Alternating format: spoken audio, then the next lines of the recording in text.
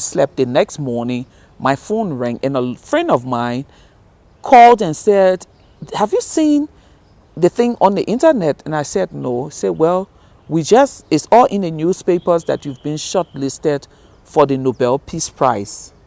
And I was like, what?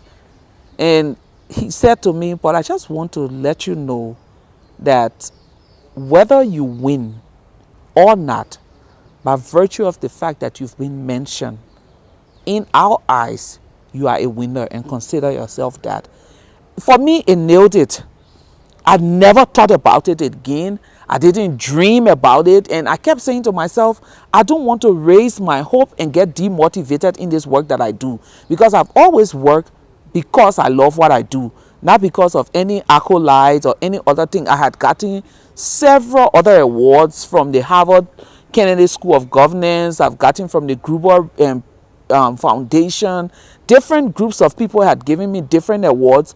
The Kennedy Foundation, John F. Kennedy Profiles in Courage Award. I am the only African or the first non-American to receive that award. So I was like, I'm happy with what I've gotten. I'm not going to. Then in October, before I left to go back on my book tour, I got a call from a Nigerian TV station, and the guy was like, on so and so date this Saturday, where will you be? And I said, I'll be in Accra. And where will you be? Do you mind giving an interview? I said, well, I will be at home having fufu for lunch. So if you can find your way to my house, fine. Yes, we just want to make sure where you'll be so that we can come and interview you when you get the Nobel. And I was like, please, please, please. Then I used the Nigerian pidgin, don't come and shakara me. I don't want your wahala. And he started laughing. Then I got a call from a Tokyo TV station. Miss Gbowee, where are you going to be? And I gave him the same thing, home having fufu. I went to San Francisco. Sheryl Sandberg had done a book party for me at her house, the CEO of Facebook. And that night when she introduced me, she said, you know, by the way, tomorrow the Nobel announcement will be up. And my vote is for Leyham. And I said, oh, Sheryl, please. You know, then I got on a red eye from from San Francisco to New York. I had changed from my African thing to a boo-boo. Every African woman watching this show will know when you come. And then I tied my hair tie, put on her slippers, got on this business class flight with all of these either business tycoon in Crips white shirt. I sat next to one. But I was a little bit worried because my sister had done surgery the day before. So I was anxious to know what had happened to her. We get to New York. I put my phone on. Voice message fill. Text message fill. When I go to my text message, I see yippee, yappa, and I'm like, okay, if my sister passed, they won't be telling me yippee and yappa for have my sympathy. Yeah. When I went to the third message, it was Abigail Disney. Nobel, Nobel, Nobel. I told you, my friend. The guy sitting next to me looks like a typical businessman from somewhere who I had not spoken to all through the flight. I tapped him because I'm African. When you hear good news, you have to share it. And said, sir, and he looked at me. I think I just won the Nobel. So he had that look on his face. I looked at me from top to bottom. I didn't look like a Nobel announcement, let alone a laureate. Then the guy sitting in the front heard the conversation, got on his BlackBerry, pulled my picture, turned around, looked at me and said, yep, kiddo, you sure did.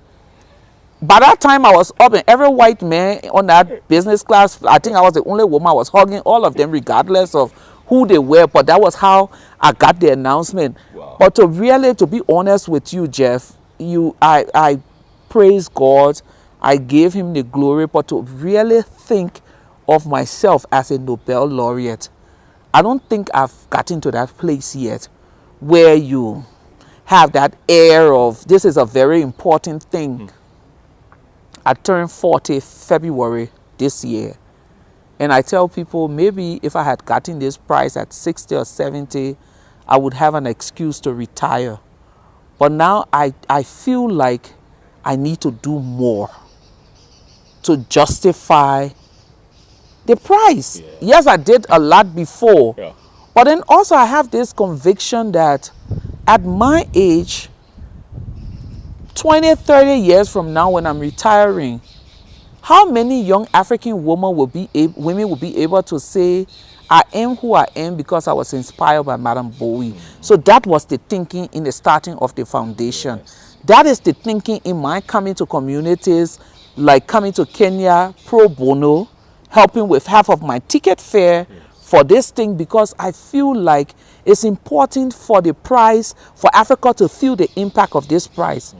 President Sirleaf has all reason to retire now. She's 74. She's broken many records. Africa's first female president, first woman head of state to be awarded the Nobel Prize. She has a political history. So she can retire and people can read about her. But I still have energy at my disposal, held by God's grace. So how do I make this something that not just women but also young men in our African society can see? This past December, just before you come in, they had this cleanup campaign in Monrovia where street children were awarded jobs. And the first thing I said to myself was, I want to go and clean up. And the mayor of Monrovia said, okay, we'll take you to one of these sanitized areas. I said, no, I want to go into the slum community. So they took me to one of the slum, and I mean real slum, because they had all of these gutters that had been filled with rubber bags and different things that we had to go in there to dig. I was in one of the trenches digging, and this little boy came and knelt beside me and said, Miss Gbowee? And I said, yes. He said, before coming here, I knew someone said you were going to clean up. The radio announced it. I didn't know where, but I was determined that wherever you were, I would come and clean up there. Because I have one question. Is it true that you were a refugee in Ghana? And I said, yes. Is it true that you sold donuts as a refugee, as a means of survival? And I said, yes. And he went, yes. And I looked at him, because that's not an interesting story of my life. He said, if you were a refugee, if you sold donuts to survive, and you are a Nobel laureate, I too can make it. That's how he left. Oh. Just like that? Like that. That was all he needed. He just needed that confirmation from me that I was a refugee. I had a hard life. I sold donuts. Leyham, that is so inspiring. I want to talk more about that after the break. And also this foundation of yours. You are helping young men and women get a second chance in life. Just like you've been given a new lease in life. At 40 years old, now you can go the next 40. I think this was meant to be. And you're still so humble. All the thought. Leyham Gbowee, folks, how many of you could say you know a Nobel laureate? Or better yet, have won a Nobel at the age of 39. And look at Leyham Gbowee here, folks. She is literally just starting out on her new chapter in her life. Giving back. That's all she's about. She says giving back because she's seen her country sink to the lowest of lows. And now she wants to help bring it back and restore Liberia to its former glory. This is what we mean when we talk about the future of Africa. My goodness, somebody please call the fire department, because the bench is literally on fire. Back in a moment.